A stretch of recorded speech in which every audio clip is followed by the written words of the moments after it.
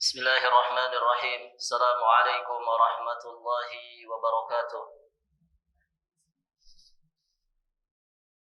Innal hamdalillah usalli wa usallimu ala Rasulillah Muhammad ibn Abdullah wa ala alihi wa ashabihi wa mawalah.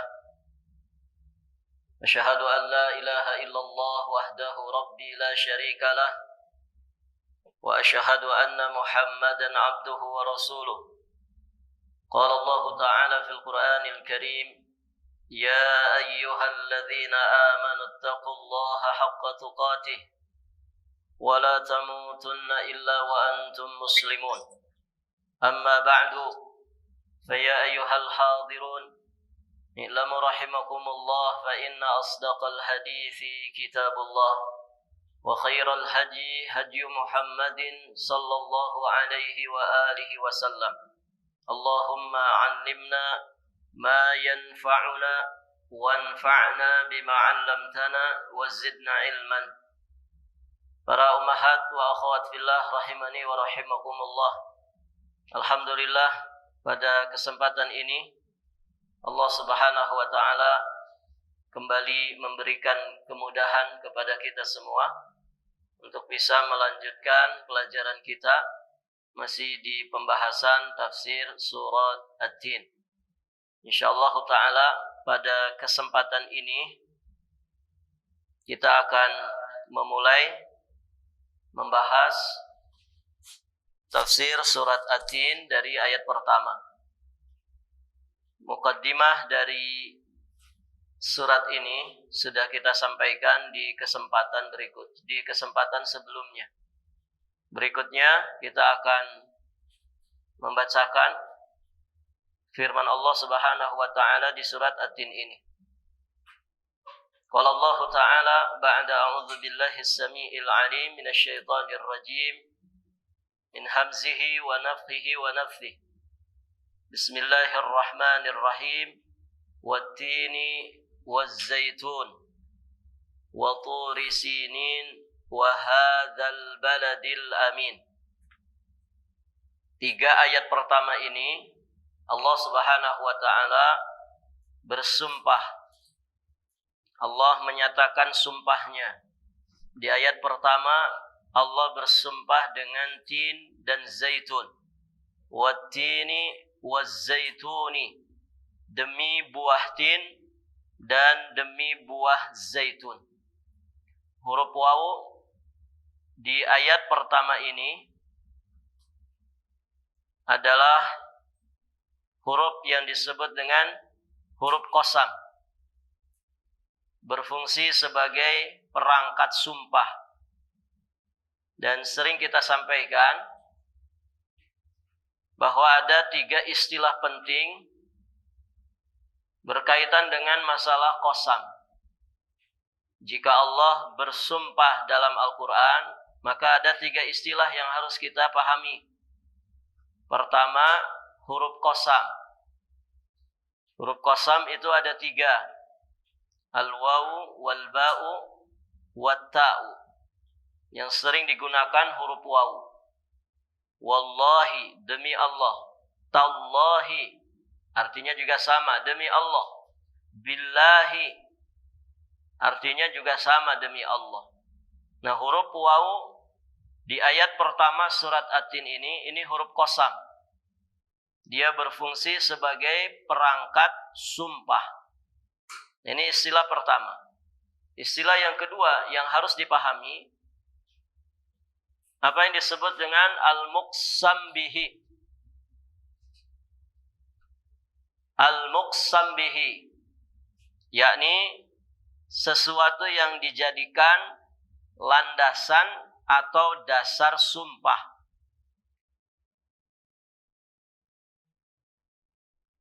Nah, di 3 ayat pertama surat At-Tin ini yang masuk kategori al-muqsam bihi, apa saja itu, Bu? Waw itu huruf qasamnya. Nah, muqsam bihinya apa?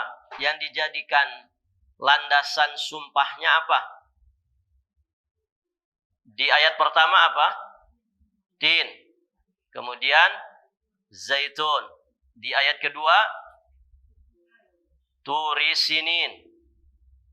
Kemudian di ayat yang ketiga al-baladil amin. Barakallahu fiik. Nah, itu yang disebut dengan al-muqsam bih. Nah, faidahnya sesuatu yang dijadikan landasan sumpah biasanya sesuatu yang memiliki keistimewaan tersendiri. Jadi tidak mungkin Allah Subhanahu wa taala menjadikan sesuatu sebagai landasan sumpahnya, melainkan pasti ada keistimewaan, keutamaan tersendiri atau kedudukan tersendiri dari muqsam bihih tadi. Kemarin kita sudah jelaskan tin dan zaitun ketika dijadikan landasan sumpah pasti memiliki keistimewaan. Nanti kita akan jelaskan keistimewaan. Kemudian ibu-ibu yang dirahmati Allah, istilah yang ketiga apa yang disebut dengan al-muqsam alaih. Tadi yang kedua apa? Al-muqsam bihi. Kalau yang ketiga ini al-muqsam alaih. Al-muqsam alaih itu maksudnya sesuatu yang disumpahkan. Atau bahasa lainnya isi dari sumpahnya. Nah, di sini isi sumpahnya apa, Bu? Di surat At-Tin ini isi sumpahnya yang mana?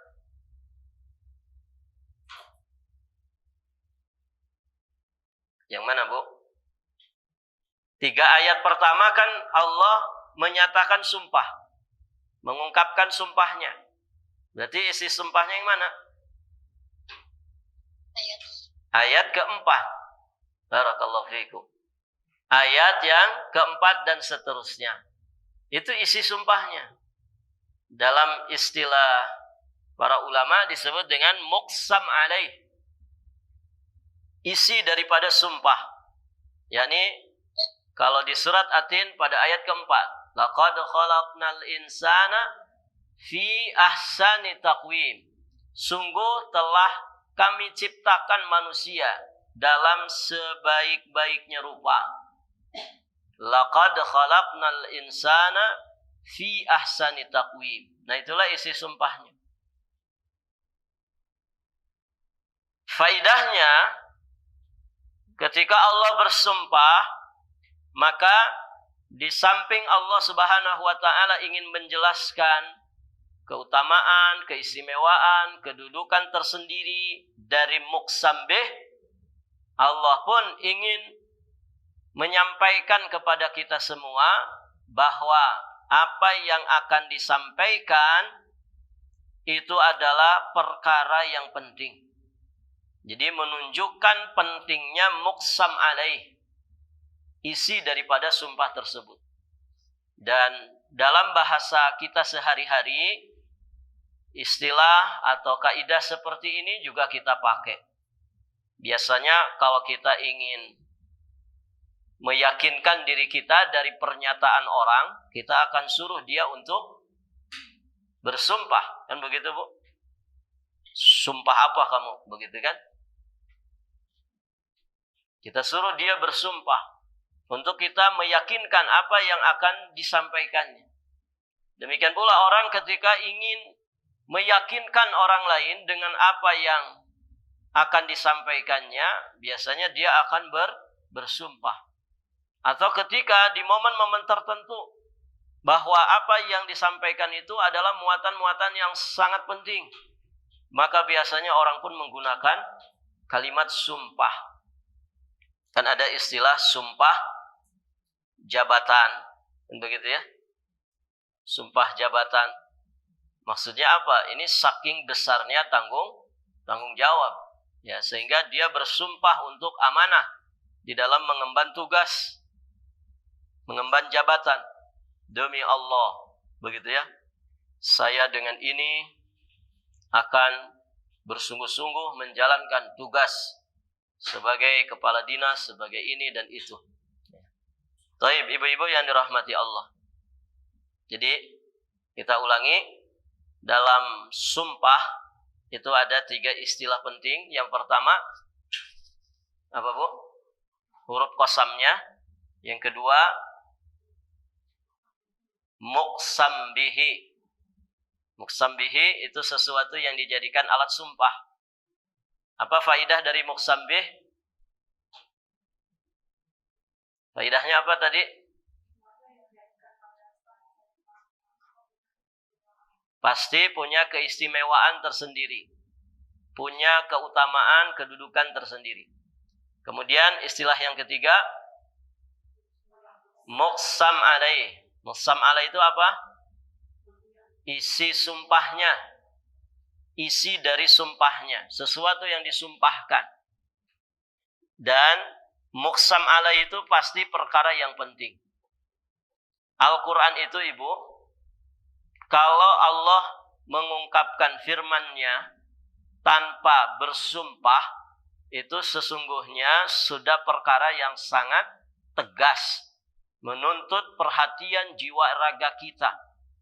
Lebih-lebih lagi kalau Allah Subhanahu wa taala kemudian mengungkapkannya dengan kalimat sumpah.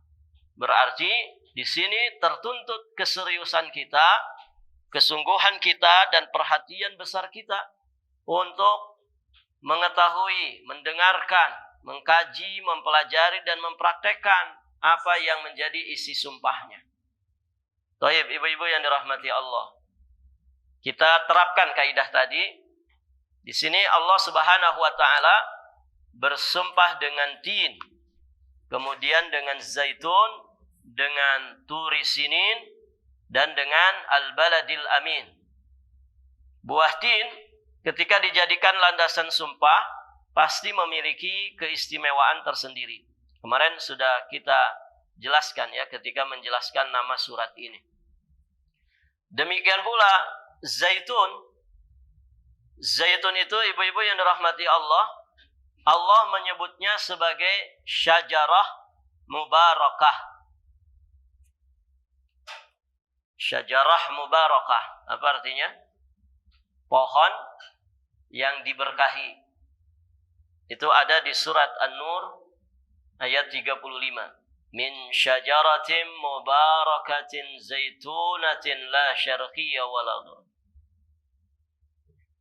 Min syajaratin mubarakatin zaitunatin. Jadi zaitun dinyatakan oleh Allah sebagai syajarah mubarakah. Pohon yang penuh dengan keberkahan. Kalau zaitun, pohonnya adalah pohon yang diberkahi, penuh dengan keberkahan, berarti zaitun itu akan menghasilkan banyak sekali kemanfaatan dan kemaslahatan bagi manusia. Dan itu disebutkan Allah di surat An-Nur ayat 35. Kemudian ibu-ibu yang dirahmati Allah, zaitun juga dikenal minyak zaitun. Ibu-ibu yang dirahmati Allah, buah zaitun itu dikenal di industri pembuatan sabun atau kosmetik. Dia bisa menghaluskan kulit. Bahkan ibu-ibu yang dirahmati Allah bisa menyehatkan jantung, bisa menyehatkan pembuluh darah, juga termasuk pencegah kanker, menurunkan hipertensi, kemudian memperlambat proses penuaan. Juga sangat baik untuk pertumbuhan anak-anak. Dia mengandung zat besi, mengandung protein. Intinya banyak sekali kemanfaatan dan juga keistimewaan daripada zaitun ini. Sehingga pantaslah Allah Subhanahu wa taala menjadikannya sebagai landasan untuk bersumpah. Taib. Ibu-ibu yang dirahmati Allah. Kemudian Allah bersumpah dengan turi sinin.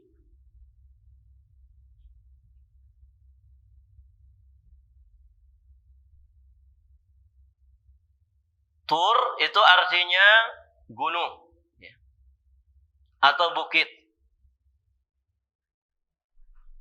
Sebagian ulama membedakan ya antara tur dengan jabal. Tur itu gunung, jabal juga gunung. Ada Jabal Uhud, ya kan?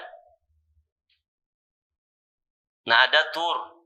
Tur itu juga sama artinya gunung.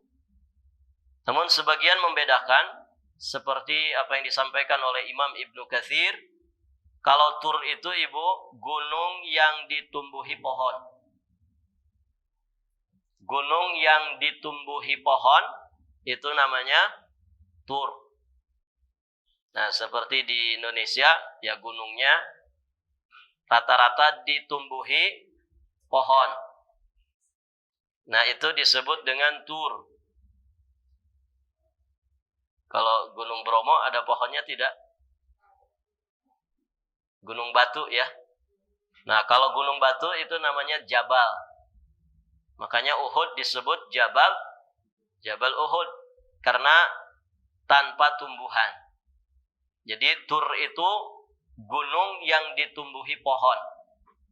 Kalau Jabal, gunung yang tanpa pepohonan, tanpa tumbuhan.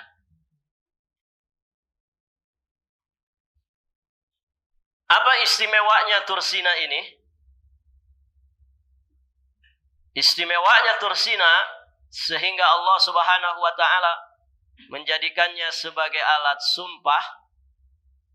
Karena disitulah Allah Subhanahu wa ta'ala berbicara secara langsung dengan Nabiullah Musa alaihi salam. Sehingga Nabi Musa alaihi salam punya gelar dengan gelar Kalimullah atau Kalimur Rahman. Jadi Nabi dan Rasul yang langsung berbicara dengan Allah Subhanahu wa ta'ala. Siapa lagi Bu selain Nabi Musa? Nabiullah Adam alaihi salam. Terus siapa lagi? Nabi Muhammad sallallahu alaihi wa alihi wasallam. Pada peristiwa Isra dan Mi'raj. Taib, ibu-ibu yang dirahmati Allah. Kemudian wa hadzal baladil amin. Wa hadzal baladil amin. Al-Baladil Amin maksudnya mana ini? Negeri Mekah. Allah menyebutnya dengan Al-Baladil Amin.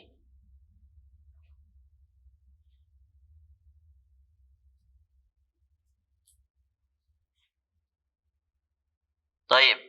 Dan di sini tentu ibu-ibu yang dirahmati Allah, Al-Baladul Amin, kita sama-sama mengetahui bagaimana keistimewaannya, kedudukannya. Al-Baladil Amin ini termasuk tanah haram, tanah yang disucikan Allah Subhanahu wa taala. Tanah kelahiran manusia yang paling mulia, Nabi Muhammad sallallahu alaihi wa alihi wasallam. Di situ ada Masjidil Haram yang jika kita salat di dalamnya pahalanya sama dengan 100.000 kali pahala salat di masjid-masjid biasa. Dan keistimewaan-keistimewaan yang lainnya. Intinya, Atin, Az-Zaitun, ya, Turis Sinin, dan Al-Balad Al-Amin, semua itu pasti memiliki kedudukan, keistimewaan tersendiri di sisi Allah Subhanahu wa ta'ala. Taib. Ibu-ibu yang dirahmati Allah, kita akan bacakan apa yang disampaikan oleh Syekh Muhammad bin Shalih Al-Utsaimin rahimahullahu taala rahmatan wasi'ah. Beliau katakan di sini, Allah Subhanahu wa taala bersumpah dengan keempat perkara tersebut, yakni buah tin, buah zaitun. Kemudian Allah bersumpah dengan Bukit Sinai dan juga dengan kota yang aman ini, yakni kota Mekah. Allah bersumpah dengan kota Mekah karena surat ini adalah surat Makkiyah. Kemudian isim isyarah di ayat yang ketiga, yakni kata hadza, ini dipakai untuk sesuatu yang dekat. Hadza atau hadhihi ini ismul isyarah, menunjukkan sesuatu yang dekat. Kalau yang agak jauh apa namanya, Bu? Lawan dari hadza, hadhihi, dzalika, dan tilka. Nah, berarti ayat ketiga ini sesungguhnya isyarat bahwa surat ini adalah surat Makkiyah. Ya, turun di Makkah sebelum peristiwa hijrah. Kemarin di awal dari pembahasan surat ini kita sampaikan bagaimana para ulama berbeda pendapat tentang golongan daripada surat At-Tin ini.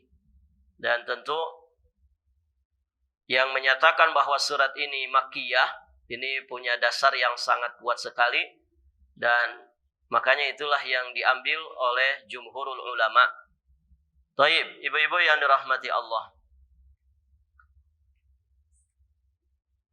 Syekh Al-Utsaimin rahimahullahu taala beliau menyatakan di sini, buah tin adalah buah yang sudah dikenal.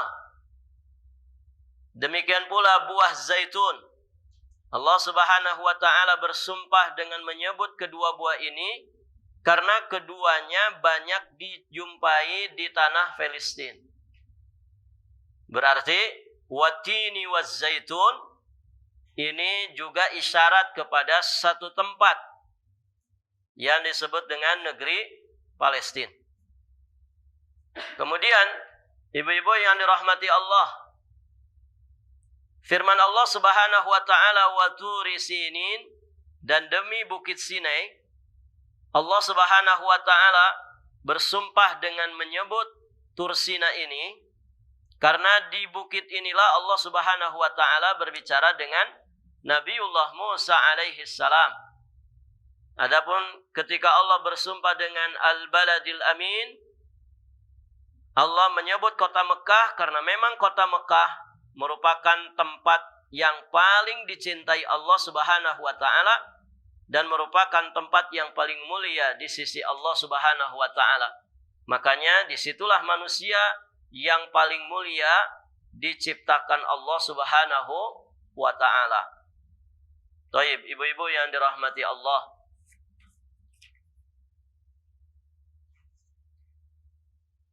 Dengan demikian, tiga sumpah ini melambangkan tiga perkara. Yang pertama, tempat kelahiran Nabi Isa alaihi salam di negeri Palestina, di negeri Syam. Kemudian yang kedua, melambangkan gunung tempat Nabi Musa menerima wahyu, yakni Tur Sina. Kemudian yang ketiga, melambangkan negeri kelahiran Nabi Muhammad sallallahu alaihi wasallam dan juga tempat turunnya wahyu pertama kepada Nabi Muhammad sallallahu alaihi wasallam. Berarti ketiga-tiganya menjelaskan tentang tiga nabi dan rasul yang mulia, yakni Nabiullah Isa, Nabiullah Musa, dan Nabiullah Muhammad sallallahu alaihi wasallam. Dan tiga-tiganya termasuk Rasul Ulul Azmi.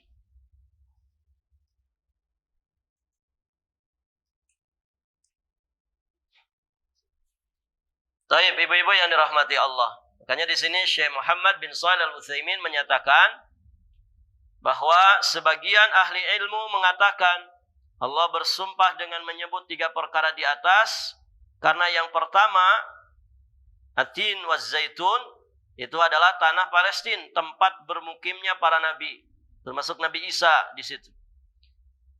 Kemudian ibu-ibu yang dirahmati Allah, Nabi Isa itu nabi terakhir dari kalangan Bani Israel.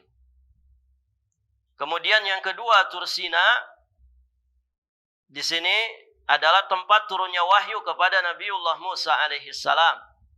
Dan Al-Balad Al-Amin yang dimaksud adalah Mekah, karena dari Mekah lah Allah Subhanahu wa taala mengutus Nabi Muhammad sallallahu alaihi wa alihi wasallam. Kemudian wa Turi Sinin, para ulama menjelaskan tentang ayat ini bahwa Tursina itu adalah bukit yang penuh berkah.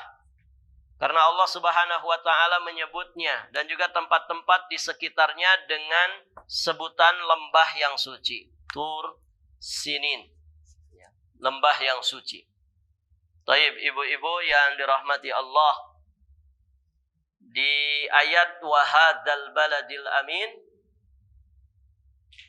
di sini juga bisa kita ambil pelajaran bagaimana Allah Subhanahu wa taala mensifati kota Mekah itu dengan kota yang aman. Dan tidak ada khilaf di kalangan para ulama bahwa Al-Balad Al-Amin itu yang dimaksud adalah Mekah. Dan tentu ini nikmat yang sangat besar yang Allah Subhanahu wa taala anugerahkan kepada kaum muslimin. Dan ini sebagai pertanda bahwa Allah Subhanahu wa taala mengabulkan doanya Nabi Ibrahim alaihi salam. Ini berkah dari doanya Nabi Ibrahim.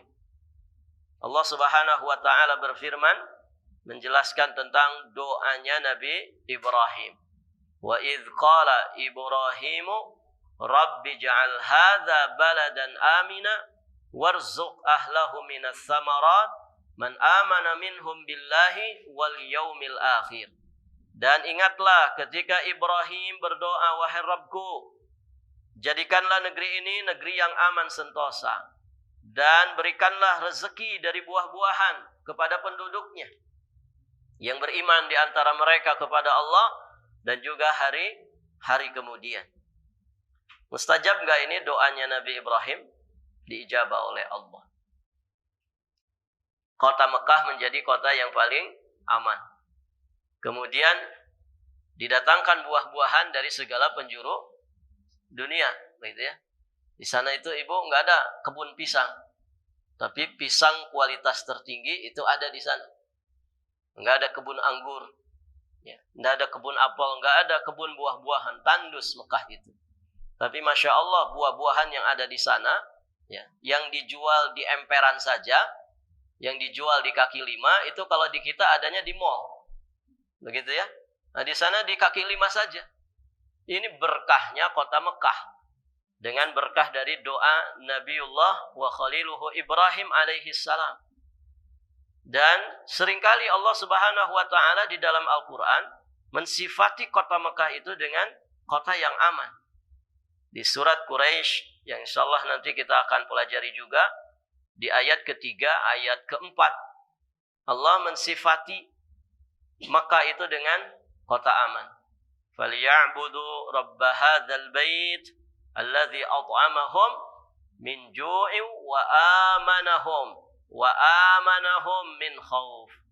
Maka hendaklah mereka menyembah Rabb pemilik rumah ini, menyembah Allah pemilik Ka'bah yang telah memberikan makanan kepada mereka untuk menghilangkan lapar dan mengamankan mereka dari ketakutan. Wa amanahum min khauf. Kemudian di surat Al-Qasas ayat 57, Allah Subhanahu wa taala juga menyebutkan negeri Mekah itu dengan negeri yang aman. Awalam numakkil lahum haraman aminan yujba ilaihi samarat kulli syai'in rizqan min ladunna. Itu di surat Al-Qasas ayat 57.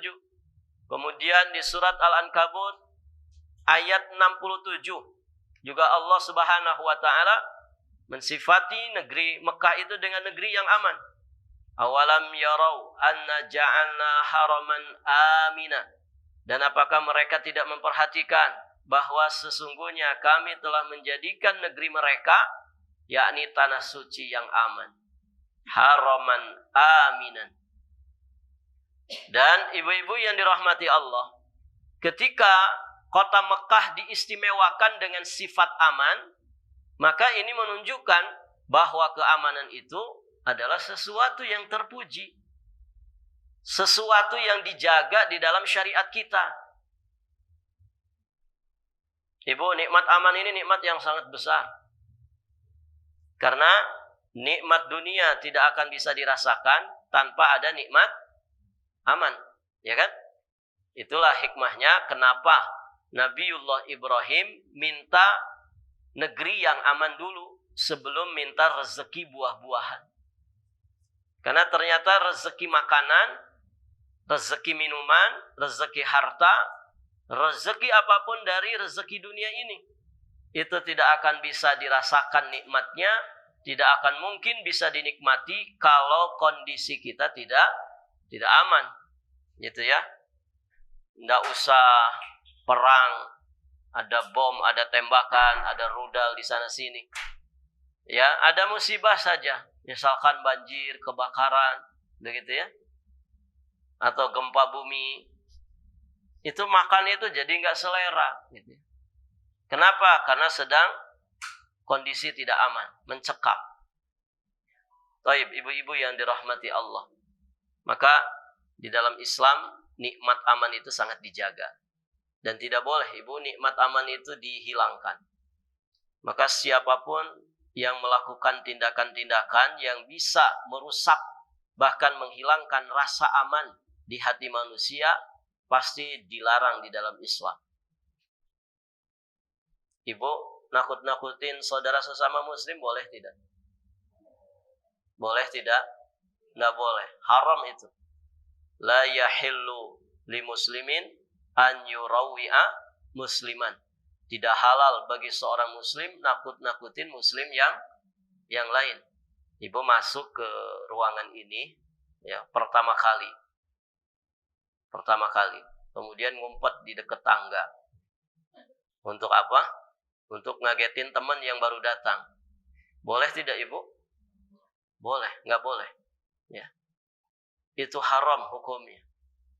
Ngisengin orang, jailin orang, supaya orang itu takut, gitu ya. Supaya orang itu cemas, khawatir. Ini tidak halal. Alias haram. Maka mohon maaf ini. Di zaman kita saat ini, istilah seperti itu rada di apa namanya? Dikerenkan begitu ya. Intinya nakut-nakuti, tapi dibuat satu istilah ngeprengin orang. Gitu. Ngepreng gitu itu tidak boleh ibu. Ya. Itu nakut-nakutin sampai orang kadang gemetaran, sampai orang nangis. Gitu. Hanya untuk lucu-lucuan, hanya untuk konten. Ya. Hanya ingin punya viewer yang banyak. Nas'alullah al-afwa wal-afiyata wassalam. Nabi jelas-jelas menyatakan la yahillu li muslimin an yurawwi'a musliman. Tidak halal bagi seorang muslim untuk nakut-nakutin muslim yang lainnya. Nakut-nakuti sesama saudara muslim itu tidak boleh. Dibuat orang gemetaran, dibuat orang itu panik. Itu tidak boleh. Apalagi yang kita prank itu pasangan kita sendiri misal. Ibu ngeprank suami misal. Tidak boleh. Ada orang di prank karena untuk dirayakan ulang tahunnya. Begitu kan? Teman sekantor misalkan di prank sama teman-temannya sekantor. Dibuat dia panik. Nanti tiba-tiba ada kejutan. Tapi dibuat panik dulu dia. Ini kalau orangnya jantungan kemudian ngelepok. Ya, mati di tempat kayak apa itu, Bu? Ini di penjara semua ini orang-orang ini. Maka berhati-hati, ya. Berhati-hati. Jangan suka nakut-nakutin orang. Karena nikmat aman itu nikmat yang paling dijaga di dalam Islam. Ya. Kalau kita bahas dalil-dalilnya ini luar biasa. Ya, bagaimana Islam itu agama yang mengajarkan keamanan. Tidak hanya secara zahir, bahkan kita mengamankan hati manusia. Sehingga mereka bisa hidup beribadah dengan nyaman, dengan tenang, jauh dari rasa takut, jauh dari kekhawatiran dan kecemasan. Taib, ibu-ibu yang dirahmati Allah Subhanahu wa taala. Berikutnya,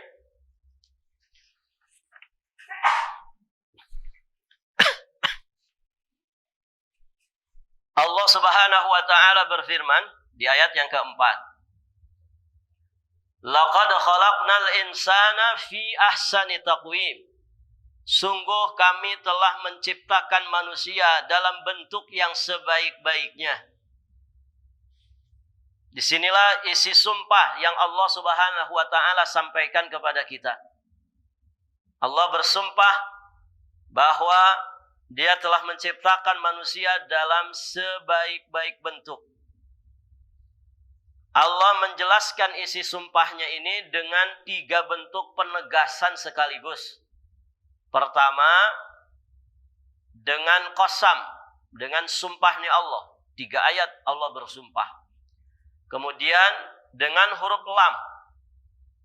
Pada ayat keempat di kalimat pertama, la. Itu namanya lamut tauhid. Ya ibu, nanti kalau belajar bahasa Arab, itu lam itu jenisnya banyak sekali. Ada lamul amri, ada lamut tauhid, ada lamun nahi, ya, lam lil bu'd, ya, dan macam-macamnya. Nah ini lam di sini lamut tauhid yang berfungsi sebagai penegasan. Kemudian yang ketiga, yakni qad. Qad ini juga taukid, ya, sebagai bentuk penegasan. Berarti Allah ingin menegaskan kepada kita semua bahwa Allah menciptakan manusia itu dalam sebaik-baik rupa itu dengan 3 kata penegas sekaligus. Qasamnya, kemudian huruf lamnya, dan juga qad. 3 kata penegas sekaligus. Allah Subhanahu wa taala bersumpah bahwa Dia telah menciptakan manusia dalam bentuk yang paling baik, yakni dalam keadaan dan rupa yang paling baik, dan dalam bentuk yang paling baik secara fitrah. Karena kenyataannya tidak ada makhluk yang lebih baik bentuknya daripada Bani Adam. Seluruh makhluk yang ada di bumi, keelokannya itu jauh di bawah keelokan Bani Adam. Karena Allah Subhanahu wa taala berfirman, laqad khalaqnal insana fi ahsani taqwim. Dan ada pelajaran di situ, Bu. Kalau kita menyadari bahwa Allah menciptakan kita dalam sebaik-baik rupa, apa pelajarannya bagi kita? Taib. Berarti kita wajib bersyukur kepada Allah atas anugerah ini. Terus apa lagi? Pelajaran berikutnya menunjukkan betapa Allah itu maha kuasa. Betapa Allah itu maha membentuk makhluknya. Al-Musawwir. Betapa Allah itu ala kulli syai'in qadir. Maha kuasa atas segala sesuatu. Allah itu maha sempurna. Begitu ya. Kalau ciptaannya saja seindah itu, maka bagaimana dengan Allah? Innallaha jamil yuhibbul jamal. Sesungguhnya Allah itu maha indah dan Allah Subhanahu wa taala mencintai keindahan. Taib, ibu-ibu yang dirahmati Allah. Di dalam ayat-ayat yang lain, Allah Subhanahu wa taala menyebutkan ayat yang semakna dengan ayat keempat ini. Ibu bisa lihat di surat Asy-Syam ayat yang ke-7. Sudah pernah kita bahas ya? Sudah belum, Bu? Surat Asy-Syam. Sudah. Wa nafsiu wa ma sawwaha. Ayat ke-7-nya itu. Dan demi jiwa serta penyempurnaan ciptaannya. Jadi Allah sempurnakan penciptaan manusia. Kemudian ayat yang semakna bisa dilihat di surat Al-A'la. Ayat yang kedua juga sudah kita bahas ya. Allazi khalaqa fasawwa, yang telah menciptakan dan menyempurnakan penciptaannya. Allah itu maha sempurna di dalam menciptakan seluruh makhluknya, terutama adalah manusia. Ibu juga bisa lihat di surat Al-Infitar ayat ke-7. Ini tambahan faidah ya. Di kitab ini tidak ada. Ibu bisa lihat di surat Al-Infitar ayat yang ke-7. Alladzi khalaqaka fasawwaka fa'adalak, yang telah menciptakan kamu lalu menyempurnakan kejadianmu dan menjadikan susunan tubuhmu seimbang. Itu kuasanya Allah. Allazi khalaqaka, tidak hanya Allah ciptakan kita, tapi fasawwaka, Allah sempurnakan kejadian penciptaan kita. Tidak hanya itu, fa'adalaka, dan Allah menjadikan susunan tubuh kita itu seimbang. Ibu, coba tafakuri ya. Kalau lihat binatang, coba lihat juga diri kita. Lihat binatang itu kalau makan, dia nunduk. Begitu kan? Dia nunduk. Kalau manusia kan enggak. Binatang itu modelnya ngebungkuk, gitu kan? Manusia tegak, seimbang susunan tubuhnya. Artinya Allah muliakan. Walaqad karramna bani Adam. Sungguh telah kami muliakan anak keturunan Nabi Adam. Artinya secara fisik, secara zahir, kita diistimewakan ya, dari sekalian makhluk Allah Subhanahu wa taala yang lainnya. Lihat kerangka burung, ya, lihat kerangka binatang. Ada binatang melata, ada binatang berkaki 4, kan begitu? Coba bandingkan dengan kita. Masya Allah, Allah benar-benar menyempurnakan penciptaan kita. Fa'adalaka, ya. Susunan tubuh kita itu seimbang. Beda dengan makhluk-makhluk ciptaan Allah yang lainnya. Maka ibu-ibu yang dirahmati Allah, seharusnya kita mensyukuri nikmat Allah ini. Baik, satu lagi di surat As-Sajdah. Di surat As-Sajdah ayat 8 sampai ayat 9. Allah Subhanahu wa taala juga mengingatkan kita tentang anugerah ini, bahwa Allah sempurnakan penciptaan fisik dan jasad kita ini. Tsumma ja'ala naslahu min sulalatin mim ma'in mahin. Surat apa tadi? Sajdah ayat 8 sampai 9. Tsumma ja'ala naslahu min sulalatin mim ma'in mahin. Tsumma sawwahu wa nafakha fihi min ruhi wa ja'ala lakumus sam'a wal absara wal af'idata qalilan ma tashkurun. Kemudian Allah menjadikan keturunannya dari saripati air yang hina. Dari air yang hina. Manusia itu diciptakan dari apa, Bu? Dari air atau dari tanah? Yang mana? Lah, surat As-Sajdah menyebutkan dari air hina. Di surat At-Tariq disebutkan, At-Tariq sudah kita bahas ya. Mimma indafiq, dari air yang terpancar. Jadi yang mana ini? Ustaz. Tanah atau air? Ibu-ibu berselisih pendapat.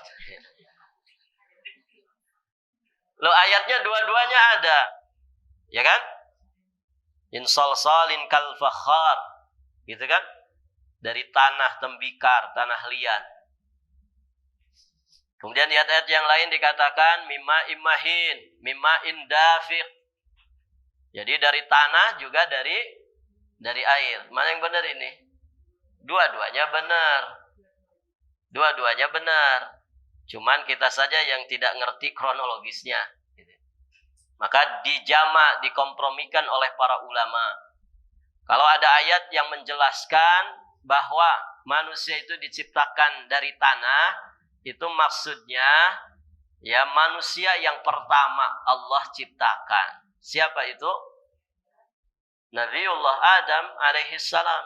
Allah ciptakan dengan tangannya sendiri dari tanah. Itu maksudnya begitu.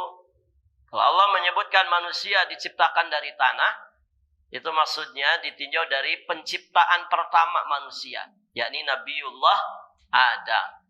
Sedangkan kalau Allah menyebutkan manusia itu Allah ciptakan dari air mani, maka yang dimaksud apa? Anak keturunan Nabi Adam.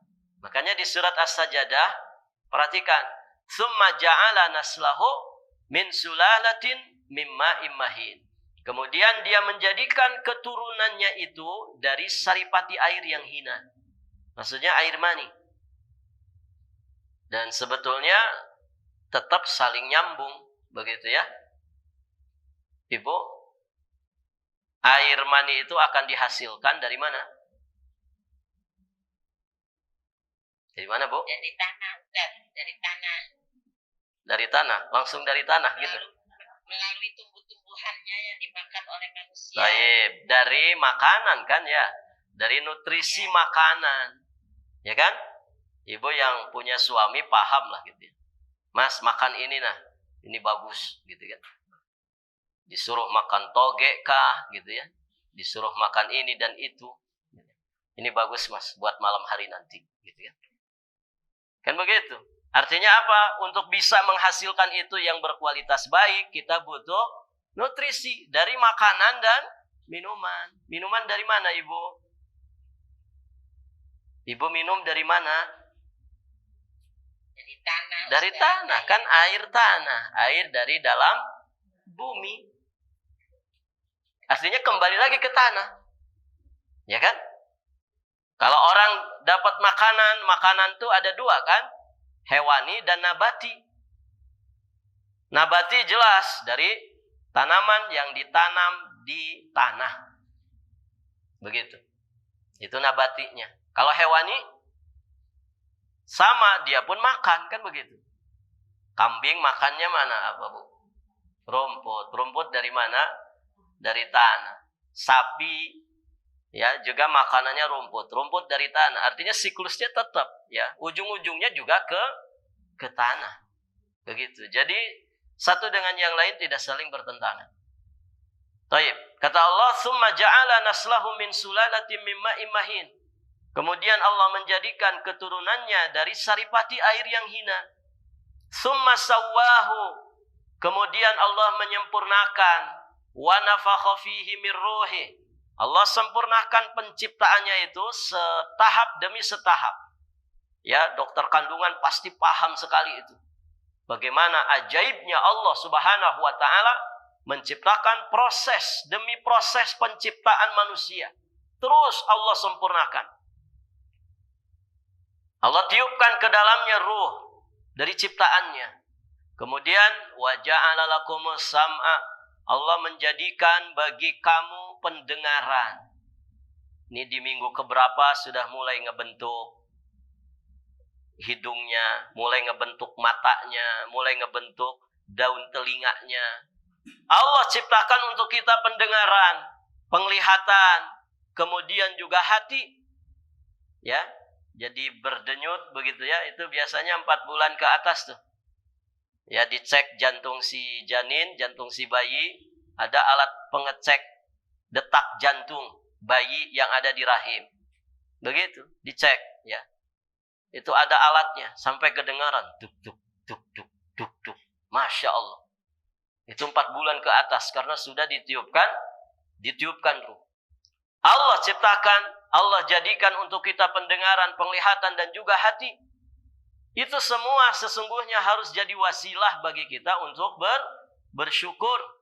Cuman Allah mengingatkan kita, qalilam ma tashkurun, sedikit dari kalian itu yang bersyukur. Artinya 3 perangkat ini anugerah yang sangat-sangat agung dan mulia sekali yang Allah berikan kepada manusia. Binatang itu Ibu punya pendengaran, binatang juga bisa ngelihat, binatang juga punya jantung, punya hati, tapi fungsinya tidak seperti fungsi yang Allah anugerahkan kepada manusia. Begitu ya. Mereka nggak dikasih akal sama Allah. Hanya insting saja, insting makan, insting minum, insting untuk ngejar-ngejar betinanya, begitu kan? Hanya itu saja, mereka nggak dikasih akal. Manusia dikasih akal, sehingga dia bisa memilih mana yang baik, ya, mana yang baik untuk dia pandang, mana yang buruk untuk dia lihat, mana yang baik untuk dia dengar, mana yang tidak baik untuk dia dengar. Ya, mana yang baik untuk dia kerjakan, mana yang baik untuk dia tinggalkan. Allah berikan akal kepada manusia. Dan itu semua adalah pintu masuknya ilmu. Maka bersyukurlah ibu-ibu yang dirahmati Allah. Kita diciptakan oleh Allah sebagai manusia yang punya keistimewaan tersendiri dibandingkan makhluk-makhluk Allah yang lainnya. Ini memberikan pelajaran kepada kita, ya, betapa maha agung, maha kuasanya Allah, ya. Kemudian yang kedua, ini semua seharusnya memotivasi kita untuk banyak-banyak bersyukur kepada Allah Subhanahu wa taala dengan cara kita maksimalkan segenap apa yang Allah anugerahkan kepada kita untuk terus istiqomah di dalam beribadah kepada Allah Subhanahu wa taala. Jangan pernah futur, begitu ya. Fa idza faragta fansab. Selesai dari satu kegiatan kebaikan, maka isilah dengan kegiatan yang baik yang lainnya. Ya, jangan sampai kita menjadi pengangguran dalam hidup ini. Ya, karena orang yang pengangguran itu dibenci oleh Allah Subhanahu wa taala dan juga oleh Rasulnya. Abdullah bin Mas'ud sampai mengatakan, "Innila abghadu ar-rajula an arahu farigan laisa fi syai'in min amalid dunya wala fi amalil akhirah." Sesungguhnya aku benar-benar membenci seseorang yang aku melihatnya itu nganggur, pengangguran. Ya. Di kita ini ada lagi pengangguran banyak acara. Gitu. Nganggur kok banyak acara, gimana nih ceritanya? Aku sangat benci sama orang yang tidak punya kegiatan, tidak punya aktivitas. Pengangguran. Laisa fi syai'in min amalid dunya. Enggak ada aktivitas dunia wala fi amalil akhirah. Apalagi aktivitas kegiatan akhirat. Nasallallahu al-afwa wal afiyata wassalamah. Maka Ibu, ya, manfaatkan anugerah Allah Subhanahu wa taala yang Allah limpahkan kepada kita untuk memaksimalkan potensi kita di dalam meraih kesuksesan dunia dan juga akhirat. Demikian, semoga berfaedah. Insyaallah nanti kita akan lanjutkan di ayat ke-5 dan seterusnya. Semoga apa yang dibahas menjadi ilmu yang bermanfaat dan semoga menghasilkan tambahan iman dan juga amal soleh bagi kita semua. Amin ya Allah ya Rabbal Alamin. Akhiru da'wana alhamdulillahi Rabbil Alamin.